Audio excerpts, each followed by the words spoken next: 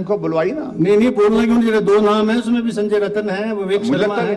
नहीं और मैं तो चाहता था रीना जी बोले पहले, पर अभी विनोद जी आए भी थे सिफारिश करने। मैंने कहा जरा चौधरी साहब से जो है इसको ठीक करा दो लिस्ट को। चलिए ठाकुर साहब प्लीज। माननीय अध्यक्ष महोदय, हमारे पास समय है, ऐसा नहीं है कि मुख्यमंत्री जी 4 बजे ही बोलेंगे, 5 बजे बोल सकते हैं, मुझे लगता है कोई आपत्ति नहीं। इस तरह से सारी जो है वो आज तक ये हाउस इस तरह से चलता रहा है, सहमति से चलता रहा है। विपक्ष को बोलने की अपॉर्चुनिटी देनी मैंने कहा घर जाना ना सब नहीं, उसके बाद जाएंगे। होली तो होली, आप तो होली खेल करके आ गए, बाकी लोगों ने जाना है होली, लेकिन नहीं 5 बजे तक करिए मेरा निवेदन। अध्यक्ष महोदय,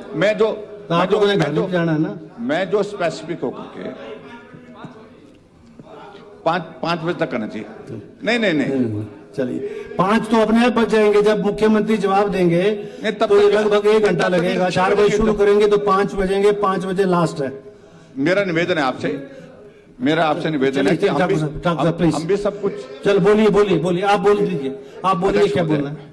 अध्यक्ष महोदय, मुझे लगता है कि माननीय मुख्यमंत्री जी, इतनी हास्यास्पद स्थिति आपको अपनी बनानी नहीं चाहिए। जो फैक्ट्स नहीं है वो फैक्ट्स नहीं है, कभी सच्चाई को स्वीकार करने की हिम्मत रखो। आप बोलते हैं कि मैं फैसला करता हूं, हिम्मत के साथ करता हूं, तो थोड़ी हिम्मत और करिए। आप रेलवे की बात कर रहे हैं, रेलवे बोर्ड की चिट्ठी आपके चीफ सेक्रेटरी महोदय जी को आई है कि अपने शेयर जमा करो, स्टेट का शेयर जमा करो। इसमें कौन सी गलत बात उन्होंने कही? पैसा आपने वापस ले लिया, क्या वजह थी पैसा वापस लेने की? इस बात को लेकर के स्पष्ट आप कर नहीं पाते हैं। महामहिम राज्यपाल जी के अभिभाषण पर मुझे इस बात को लेकर के हैरानी है कि एम्स का, ऑल इंडिया मेडिकल इंस्टीट्यूट, जो हिमाचल का एक प्रीमियर इंस्टीट्यूशन है, सबसे बड़ा संस्थान है और एक बहुत रिकॉर्ड समय में बना है, उसके संदर्भ में एक बात का जिक्र नहीं है। आप कहें ये पीजीआई सैटेलाइट कौन लाया है? ये हमारी सरकार, और हमारी सरकार में आदरणीय नड्डा जी केंद्र में स्वास्थ्य मंत्री, तब जाकर के मिला था। ऐसा क्लियरेंसेस का प्रोसेस चलता रहता है, वैसा आपको मानना पड़ेगा। जो भी आप रुकिए ना, जब आप बोले तब नहीं बोला था।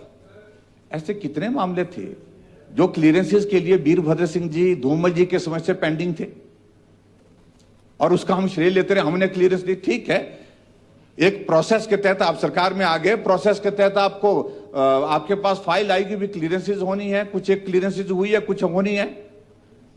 लेकिन इस तरह से गलत तथ्य मत पेश करिए, इससे जगहंसाई हो रही है। और जो आप बोल रहे हैं स्वास्थ्य के क्षेत्र में, मैं कह सकता हूं हिमकेयर जैसी योजना बंद करने का आपको आभास नहीं है, क्योंकि आपको इलाज करने के लिए उसकी जरूरत नहीं है। गरीब आदमी को पूछिए जरा। और दूसरी बात में अध्यक्ष महोदय ये भी मैं कहना चाहता हूं, आज हिमाचल प्रदेश में यह स्थिति है कि जिसका मैंने जिक्र भी किया था कि लोगों की मृत्यु हो रही है, मौत हो रही है दवाई ना मिलने की वजह से।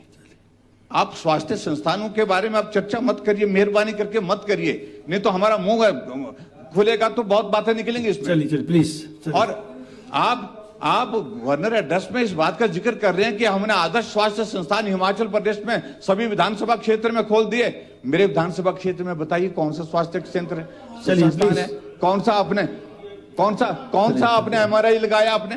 तो इसलिए मैं समय की इस सारी बात को, लेकिन मेहरबानी के साथ में अध्यक्ष महोदय, मैं आपसे निवेदन करना चाहूंगा कि मुख्यमंत्री जी आप ऐसा मत किया करो जिससे जगहंसाई हो जाए।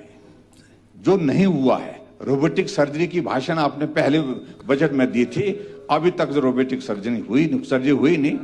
पैट स्कैन हमने हिमाचल प्रदेश की विधानसभा में पहले भी कहा कि हमने फाउंडेशन स्टोन किया था और उसके लिए पैसे का प्रावधान किया था। आप 2 साल लगने के बावजूद, सत्ता में होने के बावजूद अब तक लगा नहीं पाए। नियमन स्तर पर चले गई आपके स्वास्थ्य की सुविधा। Thank you. तो इसलिए मेहरबानी करके मत बोलिए, मत बोलिए।